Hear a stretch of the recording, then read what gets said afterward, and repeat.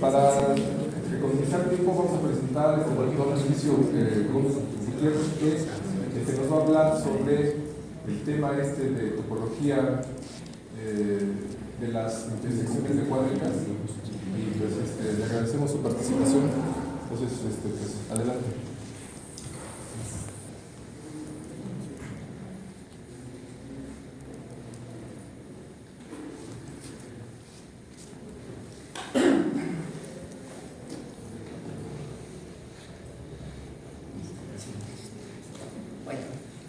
Lo que voy a platicar es sobre la topología de intersecciones de cuádricas, que en el caso de las que estuvimos trabajando, son hipersuperficies de segundo grado, igualadas a cero e intersectadas con la esfera en R. Esas son las cuádricas que estudiamos. Y nos preguntamos cómo serán, cuáles serán sus propiedades topológicas. Y bueno,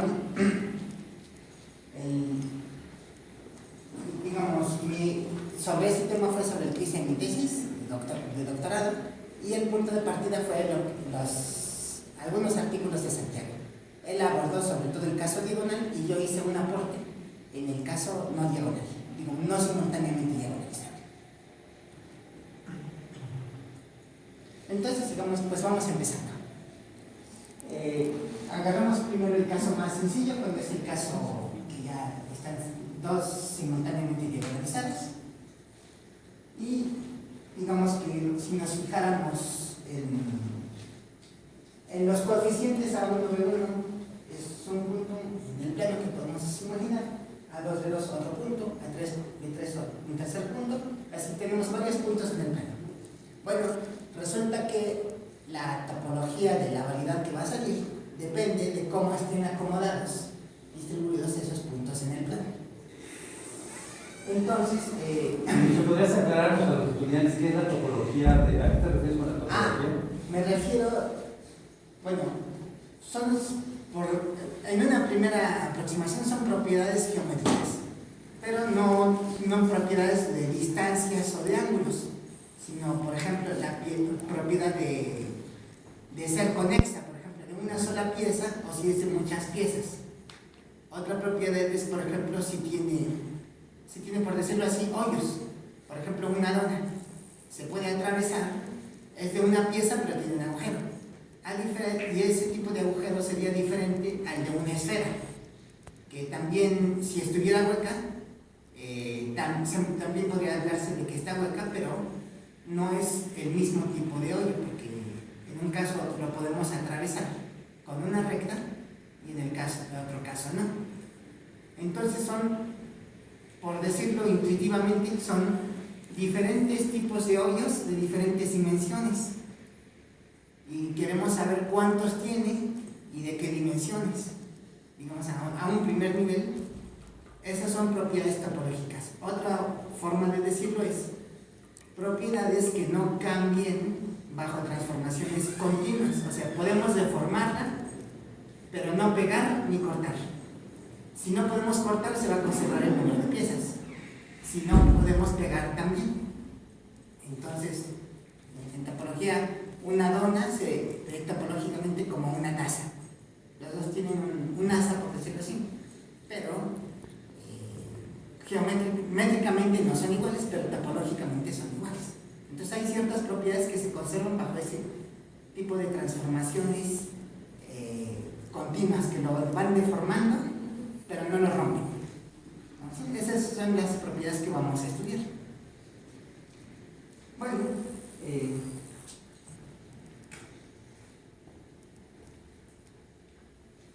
entonces vamos a agarrar un primer ejemplo.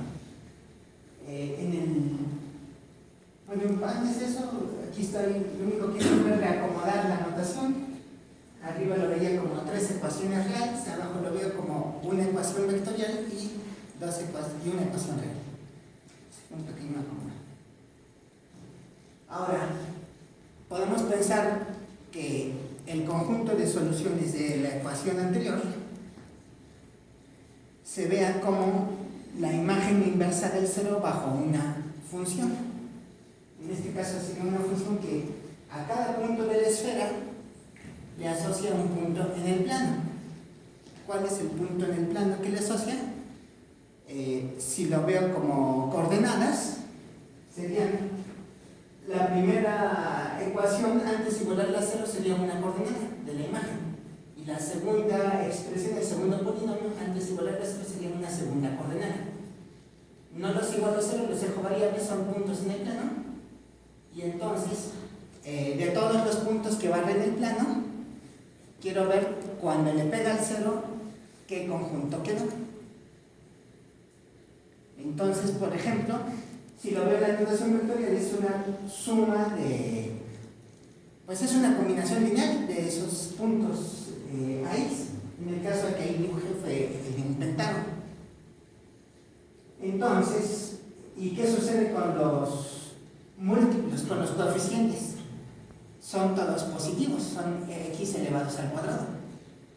Y como están en la esfera unitaria, suman 1. Cuando una combinación lineal tiene la propiedad de que los coeficientes son no negativos y suman 1, se llama combinación lineal convexa.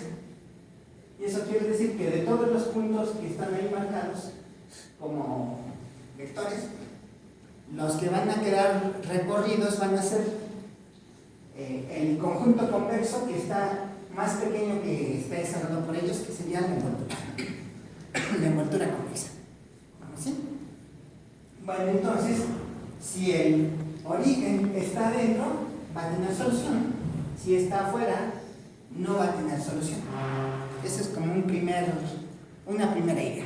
¿Vamos así? Bueno, una segunda idea es esta función que estoy hablando aquí, podemos verla, digamos, queremos saber cómo es la imagen inversa de un valor.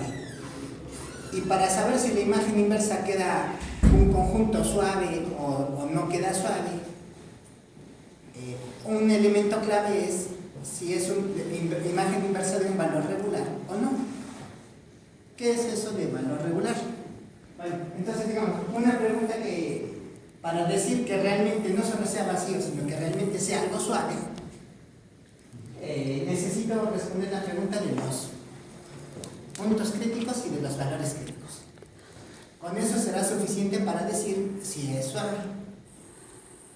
Por poner un ejemplo, en R3, una función que va de R3 a R, que sea x cuadrada más y cuadrada menos z cuadrada. Si lo igualo a 0, ¿qué me queda? Me queda el cono, un cono en R3. Tiene un pico, no es suave. Pero ¿a qué estuvo igualando? Estuvo igualando al número 0. Y el 0 es un valor que no es valor regular, un valor singular de esa función. Si no lo igualo a 0, sino lo igualo a otro número, por ejemplo, igual a 1, x cuadrado más y cuadrado menos z cuadrado igual a 1, queda un hiperboloide. Y en ese caso, como el 1 es valor regular, va a quedar algo suave. Entonces, distinguir si a lo que está igualado es un valor regular o un valor singular, me permite saber, digamos, si es imagen inversa de un valor regular, será algo suave, como una curva o una superficie o algo equivalente de dimensión tal vez mayor. Entonces, eso es lo que estoy tratando de hacer. Pero bueno, entonces, por ejemplo, ¿qué son? Primero voy a hablar sobre los puntos críticos, sobre el concepto de punto crítico. Pensando en cálculo de R en R, el punto crítico sería un punto donde la derivada de la función sea igual a 0. Geométricamente es que la recta tangente en el punto de la gráfica de la función sea horizontal. Ahora, también podemos plantear la misma cuestión para funciones de R2 a R, del plano a los reales. En el primer caso la gráfica es una curva en el plano, en este caso la gráfica será una superficie en el espacio. Lo equivalente a que sea una recta horizontal, en el caso va a ser que tengamos un plano horizontal.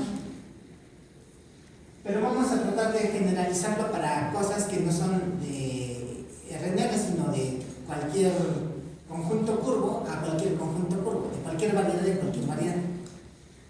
Entonces, vamos a usar el concepto de la diferencial. ¿Qué es la diferencial en un punto de una función?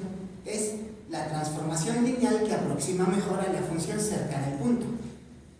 Entonces, regresando al caso de esta parábola, la recta, si la traslado al origen, ya la veo como una transformación lineal de R9.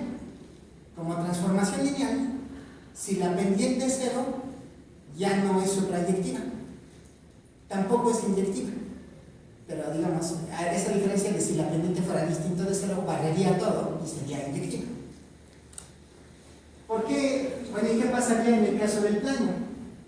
Y bueno, de R2 a R, la transformación lineal que más se aproximaría a la función sería una función de la forma que a cada x y le asocia a x más by una combinación, una suma de productos. Esa función lineal, su gráfica será un plano en el espacio. Ese plano en el espacio, si lo vemos como función del plano a R, si el plano está inclinado, barre todos los reales, es suprayectiva. Si el plano está horizontal, en su imagen solo va a tomar el valor 0. Ahora, ¿por qué no nos vamos con la idea de que sea inyectiva?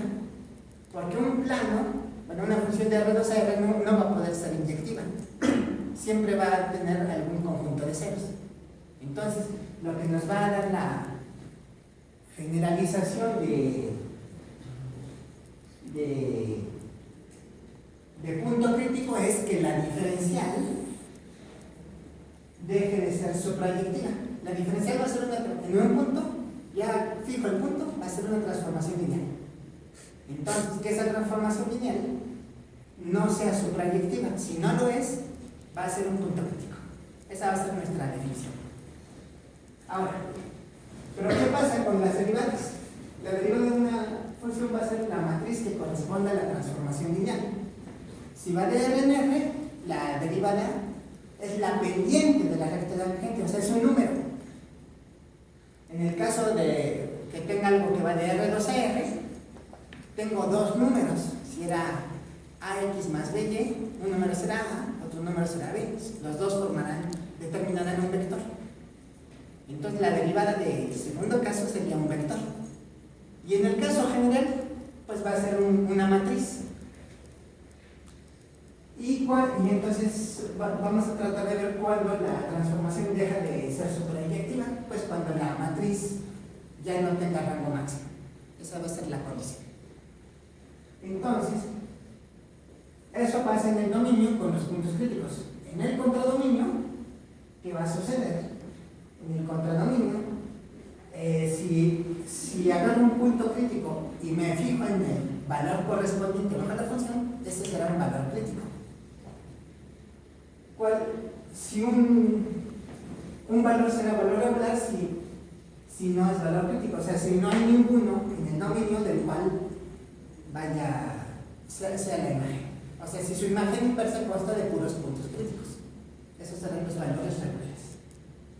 Bueno, entonces el resultado es que si tengo un valor regular, la imagen inversa va a dar una subvalidad suave. O sea, va a ser una curva suave o una superficie suave o lo equivalente de alguna dimensión mayor. Bueno, entonces lo que voy a tratar de hacer primero es tratar de distinguir si el valor que tengo es un valor crítico. Bueno, entonces agarremos el caso que había dibujado, el del pentágono. El de un pentágono regular central en el origen. Entonces, de A1 a 2 a 3 a 4 a 5 son los vértices de ese pentágono. Ahora, ¿qué va a pasar? Agarramos la función que a cada punto de la esfera, que aquí es S4, que va es x1 al cuadrado más x2 al cuadrado así hasta x5 al cuadrado, todo igualado, ¿no? Esa es la esfera unitaria lineal de 5. Y a cada uno de esos puntos, ¿qué sucede? La función pues tiene dos componentes. Un componente es A1x1 al cuadrado más A2x2 al cuadrado más A3, así hasta 5x5 al cuadrado, ese primera componente de la función, cuando lo derivo, digamos, genero su gradiente, ese será el gradiente de la primera componente. Agarro la segunda componente, B1x1 al cuadrado más B2x2 al cuadrado, así hasta B5x5 al cuadrado. Esa segunda componente la derivo, obtengo otro gradiente, que es otro vector, que es el segundo vector de aquí.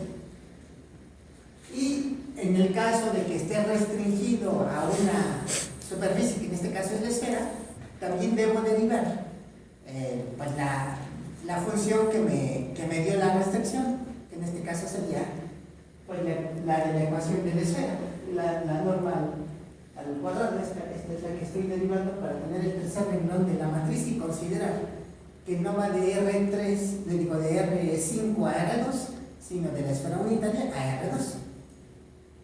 ¿Vamos así? Bueno, entonces lo que vamos a preguntarnos ahorita es si esta matriz tendrá un rango menor que 3. Bueno, entonces hay que ver que los determinantes sean iguales a 0. Entonces agarramos un determinante genérico de esa matriz. XY, XJ, XK. Bueno, ¿qué sucede? Los números 2 los puedo factorizar y salen 8. Los números XY, XJ y XK están en columnas. También los puedo sacar del determinante. Y me queda solamente esto. Pero si están en posición general, eso va a ser distinto de 0. Y si yo quiero que el determinante valga 0, quiere decir que el producto de las 3 X y X, J, X, K. Ahí debería ser XY, XJ y XK. Ay, es cierto, acá arriba, aquí cometí una, aquí debió ser IJK. No, aquí puse bien, pero ya había que corregir. Gracias. Bueno, entonces, los puntos críticos son donde todos los productos valgan 0.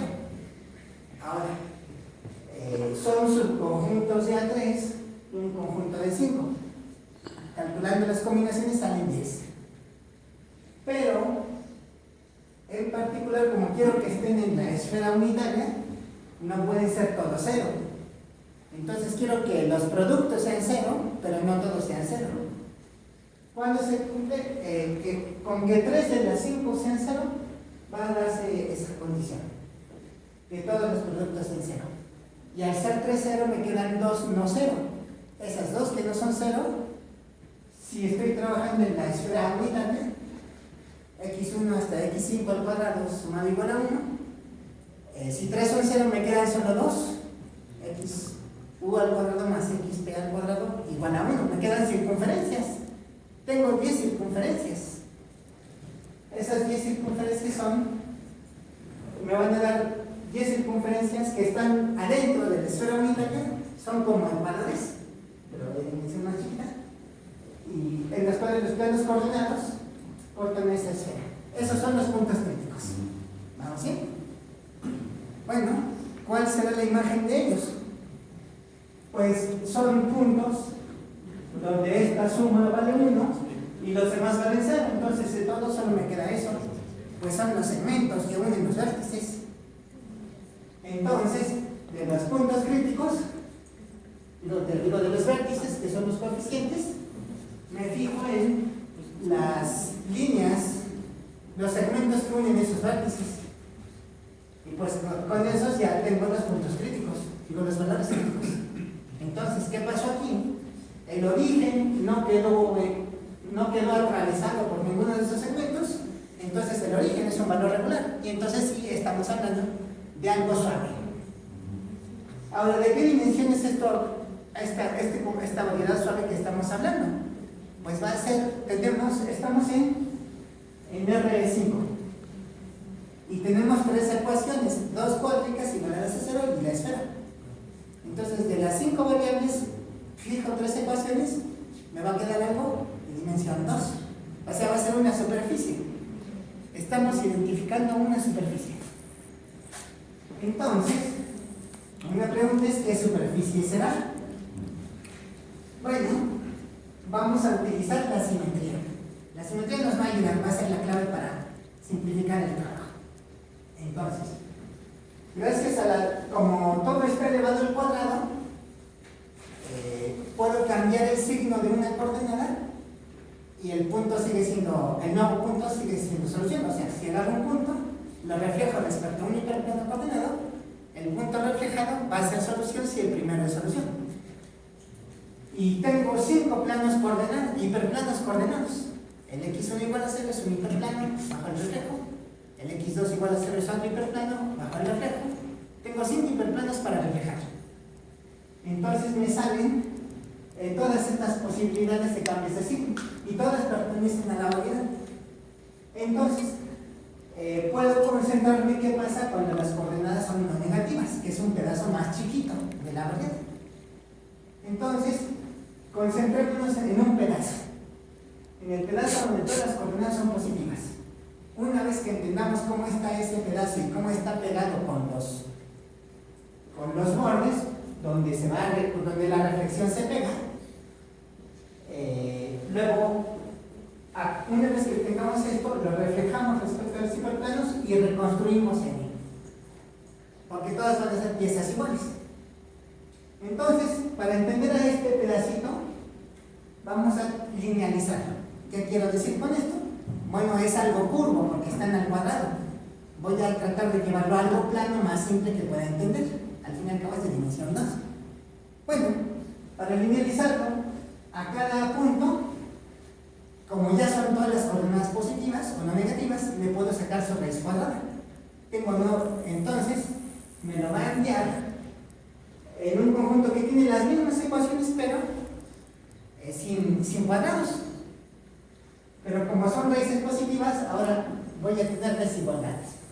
O sea, tengo como un pedazo curvo y lo voy a aplanar.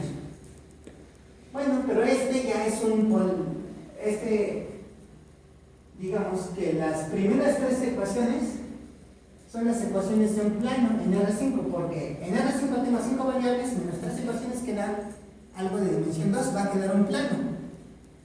Ese plano lo intersecto con 5 semiespacios. Cada semiespacio va a cortar a mi plano y le va a dejar un medio plano. Hago eso 5 veces, ¿qué me debe de quedar? Me debe de quedar un pentágono. Ahora observamos lo siguiente. En el interior de ese pentágono estarán puntos con todas las coordenadas positivas. Porque, digamos, las fronteras, los lados del pentágono son cuando se da igual a 0. Ahora, cada lista se obtiene al cortar ese plano con uno de los hiperplanos coordenados. Ahora, enumeremos las aristas. E1 sea la arista donde el hiperplano x igual a 1 y x1 igual a 0, corta. E2 que sea la arista donde queda cortado por el hiperplano x2 igual a 0, y así está E5, el hiperplano x5 igual a 0 que la parte. Bueno, también puedo enumerar 2 vértices, pero un vértice va a ser donde se crucen 2 hiperplanos. Entonces tengo 10 parejas distintas hiperplanos coordenadas, pero eso me da 10 vértices. ¿Qué pasó? Bueno, hemos hablado de donde se crucen, pero no hemos visto que realmente se crucen. Entonces confirmemos eso. Por ejemplo, primero veamos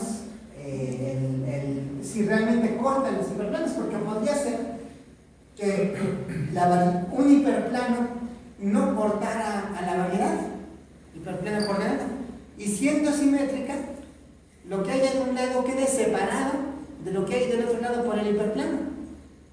Entonces sería desconexo si la intersección fuera vacía. Entonces, para ver que realmente tenga algo conexo, necesito que todos realmente tengan intersección no vacía.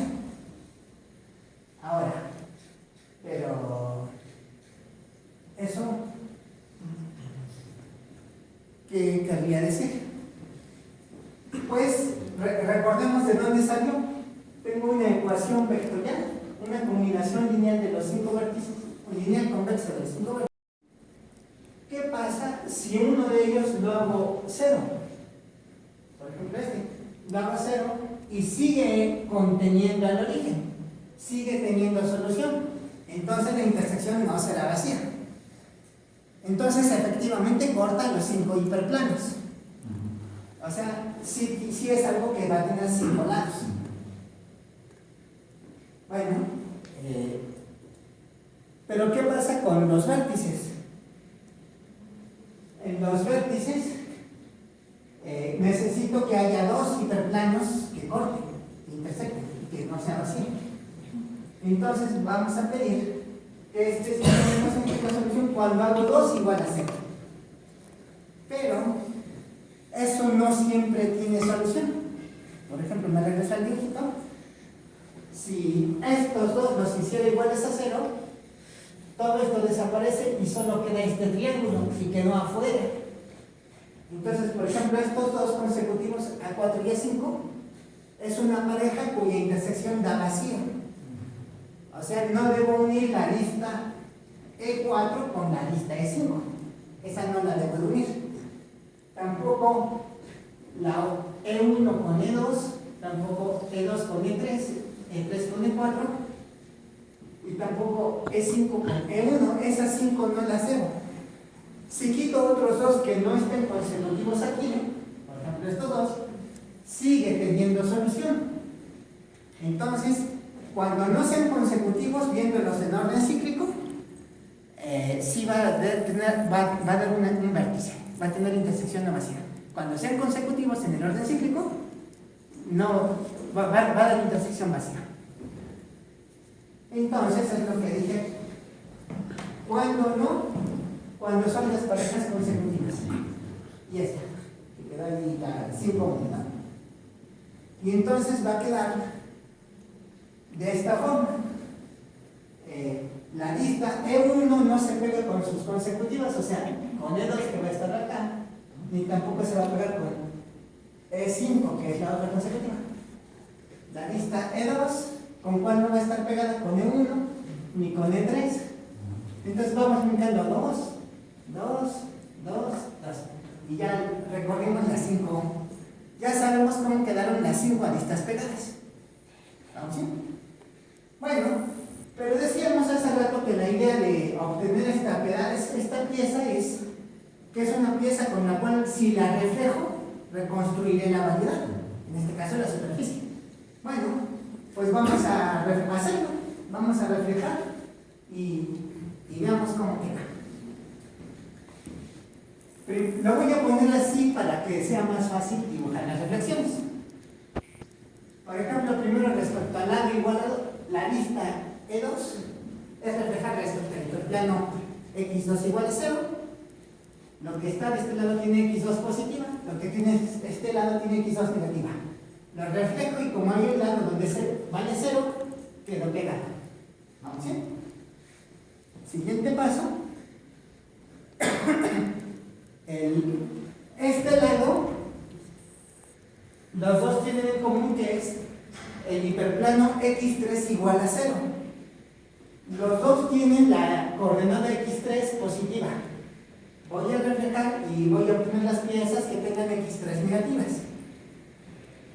Las reflejo y ya tengo un cuadrado agujerado. Entonces aquí viene una primera cuestión importante.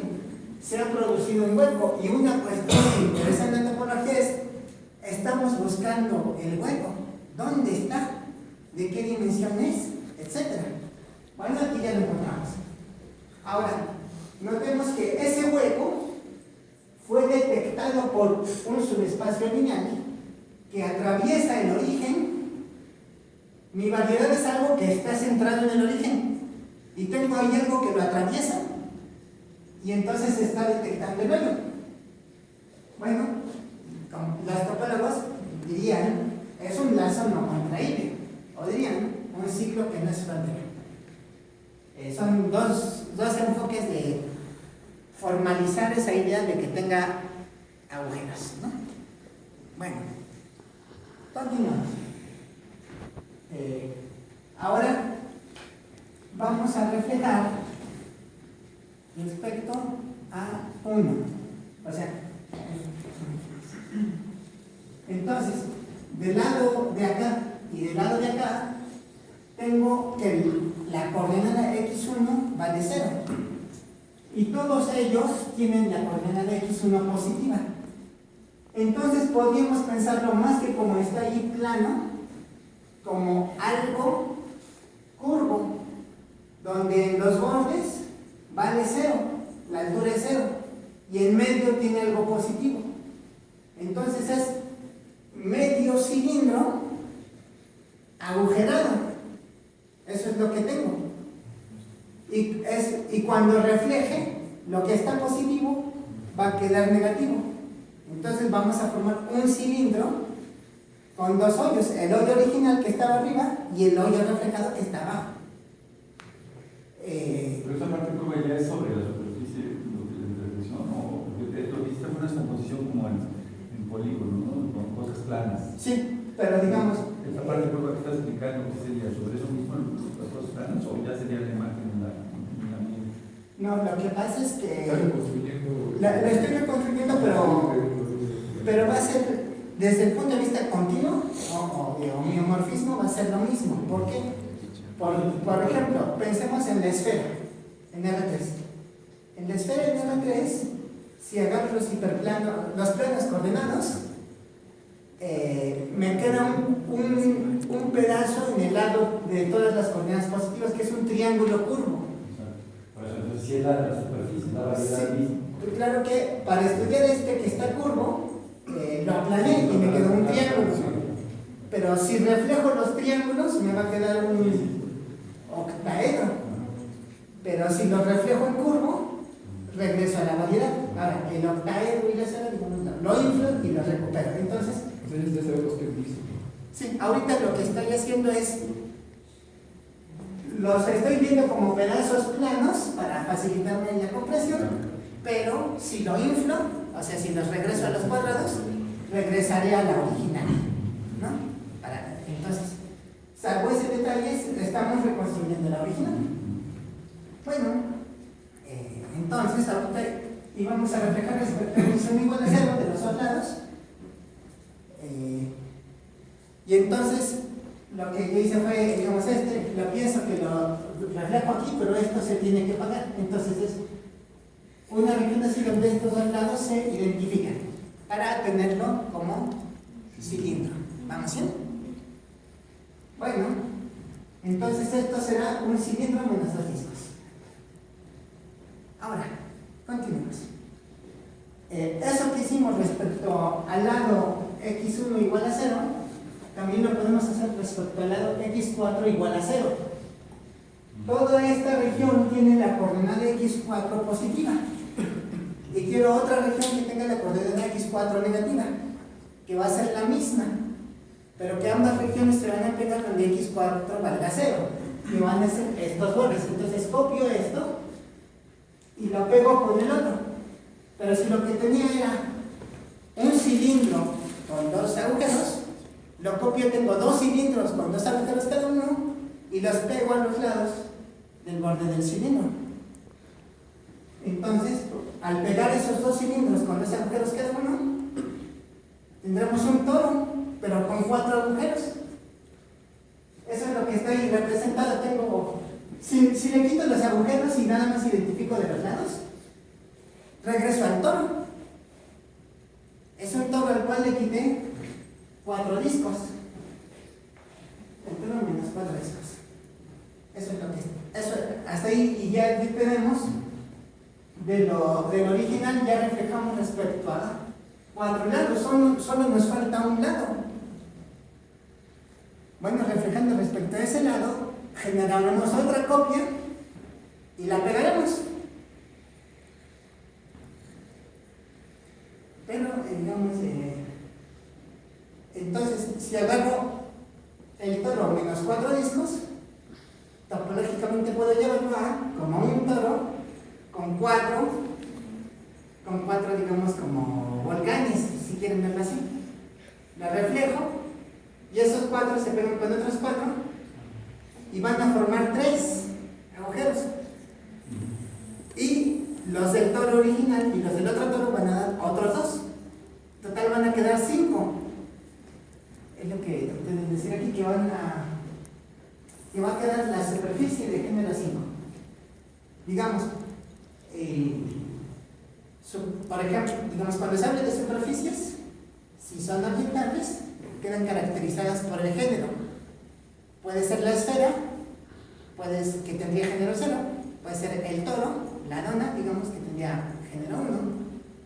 Podemos hacer la suma conexa de 2 toros, o sea, agarrar 2 donas, quitarles un disco a cada una y pegar lo que queda, y quedan como 2 zonas pegadas, pero suavemente, para que quede todo suave. Y va a ser de género 2, con esto va a ser como agarrar 5 donas y pegarlas unas con otras a lo largo de la frontera. Bueno, hacer la suma conexa, pues, y esta será la superficie esta es la superficie que resulta de la intersección que teníamos. Bueno, a ese mismo resultado pudimos haber llegado de otra forma, más algebraica. Pues tenemos la característica de Euler. Entonces, tenía un pentágono original. Como reflejo 5 veces, duplico 5 veces. Al duplicar 5 veces me van a quedar 42 pentágonos. Ahora, ¿qué pasa con las aristas? El pentágono tiene 5 aristas y lo voy a duplicar. En principio serían 5 veces, pero como una arista queda en un hiperplano, ella no se duplica bajo ese hiperplano. Entonces por eso ya no son 2 a la 5, sino 2 a la 4. Entonces quedan 80 aristas. Y en los vértices, pues ¿qué pasa con los vértices? Quedan en la intersección de 2. Entonces 2 los dejan fijos a los vértices. Entonces en lugar de 2 a la 5 es 2 a la 3. Y también son 5 vértices de cada pentágono, entonces quedan 40 vértices. Hacemos la cuenta de la característica de Euler, que es escalas menos aristas más vértices, y me sale menos 8. Bueno, hay una formulita que me relaciona la característica de Euler con el género. Despejamos, digamos, aquí es la de género 5. Bueno, esto que hicimos con el pentágono, pudimos hacerlo con otros polígonos.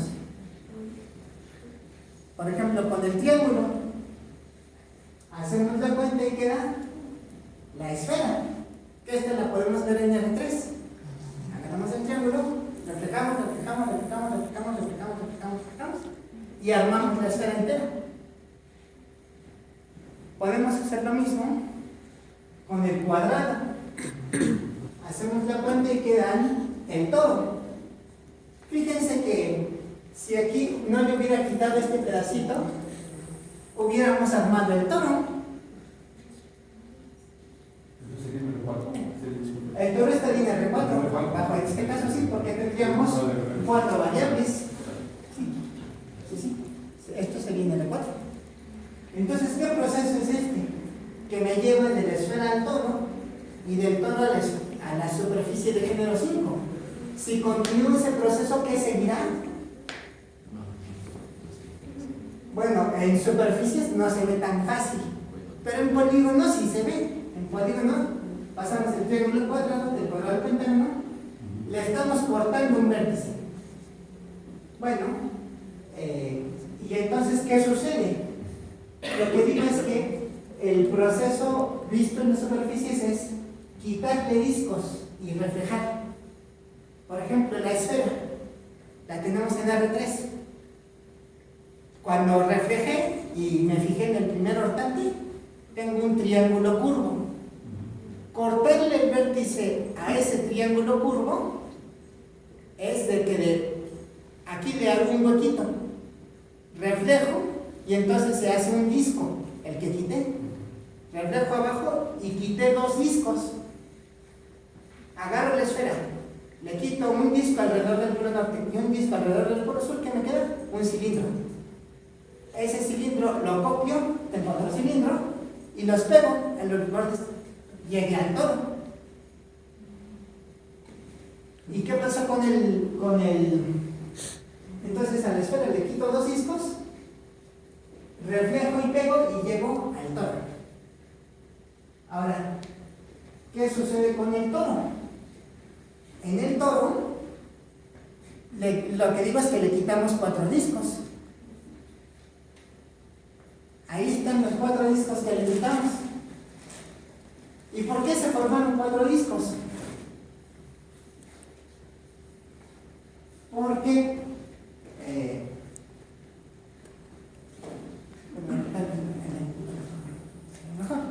entonces, por ejemplo, este va a ser un triangulito. Este triangulito, al reflejarse respecto a este y este, va a generar el disco. Pero al reflejar respecto a este se va a duplicar. El reflejar respecto a este se va a duplicar, se duplica 2 veces. Entonces, por eso van a ser 4 discos, porque hay 2 lados que no tocan a este nuevo lado, cuyas reflexiones lo van a duplicar 2 veces y de ahí van a salir los 4 discos que le quitamos al toro. Bueno, si al toro le quito 4 discos, llego a la superficie de generación. Y entonces, ¿qué pasa cuando pasamos del pentágono al hexágono? Que es cortar otro vértice. Bueno, ahora en lugar de quitarle 2 discos o 4 discos, ahora le quitamos 8 discos porque se va duplicando. Bueno, haciendo la cuenta se va a salir que es la superficie de género 17. Y eso lo podemos comprobar con la característica de Euler, sale menos 32 y de ahí el género va a ser 17. Entonces estamos generando una sucesión de superficies. Esa sucesión la estudió Hirzebruch. Pero aquí al aumentar el género estás aumentando también la codimensión. Sí. Sí, no, o sea, no, porque lo hiciste inicialmente, lo que hacías era primero el triángulo en la R3, habías dicho, sí. Luego el cuadrado en R4, el pentágono en R5. Sí. Ahora, aquí con este procedimiento estás generando más, creando género, pero necesitas más ecuaciones. Sí, entonces estás aumentando la codimensión. Sí. Para crear esto. Pero le estoy metiendo nuevas variables. Ajá. O sea, los vértices ya tienen más coordenadas. Sí. O sea, para que compensar que la codimensión sea, o sea, para que el resultado sea superficie. Para que siga siendo superficie, digamos, pase de R3 a R4 y luego a R5. Pero en la esfera tenía una ecuación. En el toro ya tuve 2 ecuaciones. Ajá, pues sí. Y en la de género 5 tuve 3 ecuaciones. O sea, y aquí en el 17, género 17, ¿dónde estás? Ya estamos, como es hexágono, está en R6. Pero van a ser 4 ecuaciones. Por eso ya no aumentaste linealmente el número de variables para generar este género. Sí, digamos, para mantener la dimensión, le añadí una variable, pero le añadí una ecuación. Tuve que hacer eso para conservar la dimensión. Sí, eso es algo que ahorita voy a ir hacia eso. Porque hasta ahí, pues es pura geometría y las fábricas, dije que iba a hablar de más. Entonces, en el primer caso era la esfera, en R3. Luego, esta podemos verla proyectando sobre el plano X1 y X2 en un triángulo. Agarramos este vértice de acá arriba, este vamos a cortarlo. ¿Qué quiere decir cortarlo? Imponer una desigualdad que él no cumpla. Entonces, al poner ese nuevo lado, necesito una nueva variable para reflejar respecto a ese nuevo lado. Bueno, este que tengo aquí, lo jalamos para acá. Y ya será un rectángulo. Estos dos los subimos hacia arriba. Y ya será un cuadrado. Y estas son las ecuaciones futuras. Y estos los paso para acá. Voy a tener una circunferencia y otra circunferencia no acopladas. Va a ser ese 1 por ese 1 que va a ser el. Bueno, entonces, ¿qué estamos haciendo? Construyendo unas variedades a partir de otras. Una operación para eso fue la de tronco, cortar un vértice. Entonces, esa operación la estamos haciendo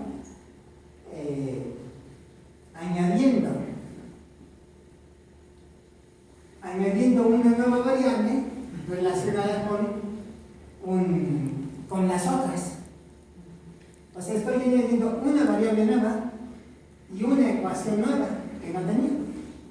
Como este está elevado al cuadrado, esto va a imponer una desigualdad. Si elijo adecuadamente los coeficientes, esa desigualdad va a cortar el vértice. Bueno, ese nuevo sistema de ecuaciones va a dar origen a una nueva variedad. Ahora, eso vale no solo cuando es polígono, también vale cuando sea poliedro de dimensión 3 o de una dimensión mayor. Esa misma operación podemos hacerla e ir generando nuevas variedades. Bueno, en general se le van a quitar 2 a la n menos k. Y listo, donde k es el número de ecuaciones. Bueno, pero si quiero generar variedades de otra dimensión, pues voy a buscar otra construcción. Entonces, fijámonos en esta otra operación, que es, le llamamos duplicar el coeficiente. Entonces, supongan que tengo una variedad dada por una ecuación vectorial igual a 0 y la esfera unitaria. Entonces, donde venía x1 al cuadrado pongo x0 al cuadrado más x1 al cuadrado. Ahí ya introduje una nueva variable que fue x0 y no añadí ninguna ecuación. La dimensión va a aumentar en 1. Bueno, esta nueva variable la vamos a llamar y'. Bueno, ¿qué va a suceder? Que, digamos, puedo verlo, digamos, las parejas x0, x1, si las veo como parte de un plano, las puedo rotar respecto al origen. Y el radio no cambia. Y aquí en la ecuación solo aparecen a través del radio al cuadrado. Y cuando eso lo rote de forma que esta sea 0 y la otra sea positiva, regresamos a la anterior. Entonces, pues lo que vamos a tener es una acción.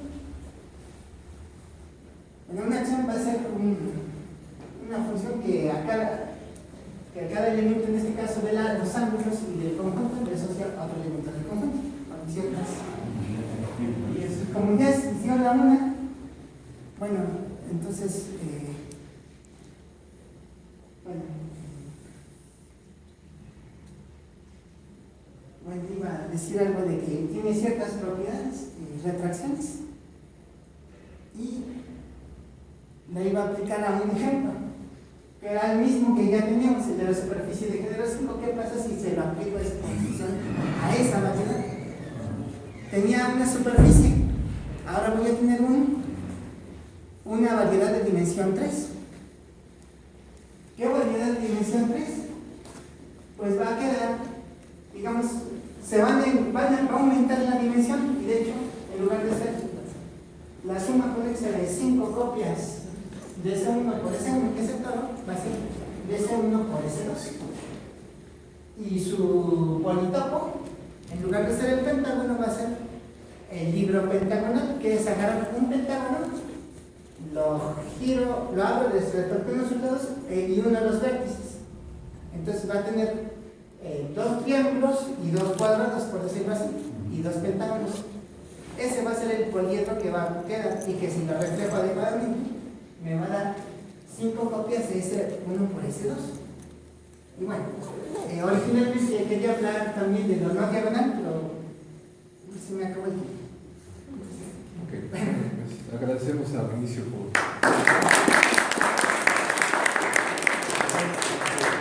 Si alguien tiene alguna pregunta, todavía habría... Una pregunta, regresando al caso elemental de superficies, nada más. Me da la impresión que con este método también que puedes generar explícitamente, quizás, o casi explícitamente, representantes de la homología y de la homología. Sí. O sea, explícitamente les puedes dar. Sí, de hecho, eso donde viene, se ve desde que hablamos del hueco. Porque aquí tenemos que está asociada a un ciclo. ¿Y qué pasa con el original?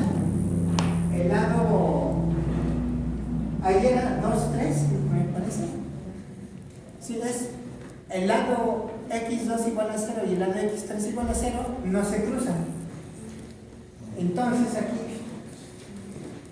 este lado y este lado son dos lados que no se cruzan. ¿Y qué va a pasar? Esta otra pareja también va a dar otro. Va a resultar que los grupos de homología de estas variedades, cuyos cocientes son estos poliedros, van a ser la suma directa de lo que salga tomando el poliedro e identificando lados. Si dos lados son adyacentes, pues no generé ningún ciclo nuevo, no encontré ningún hoyo. Si agarro dos lados que no se cruzan, sí estoy generando hoyos que son S1. Y bueno, si fuera cuatridimensional y tuviera una hilera que se identifique, ahí generaríamos algo de dimensión 2. Y sí, ahí se van dando los ciclos que no son fronteras. ¿Alguna otra pregunta? Así, de manera intuitiva, así, ¿qué diferencia podrías decir que hay entre las que no tienen término cruzado y las que sí? ¿Se puede decir algo fácil? O sea, es que son las que quedaron pendientes, nomás como para... Sí. Bueno, digamos que con el término cruzado aparecen otras que no aparecen en la primera lista. Esa es una. Y segunda idea, pues el caso diagonal, hay mucho avanzado en él. Y en el caso no diagonal, hay muy poco. Más bien es terreno casi desconocido. Okay. Digamos, bueno, tenemos el caso de dos parejas, pero en general con más, lo más que tenemos son familias infinitas, pero no una clasificación. Así que hay mucho terreno por dar. Okay, gracias. Pues, otra vez, gracias.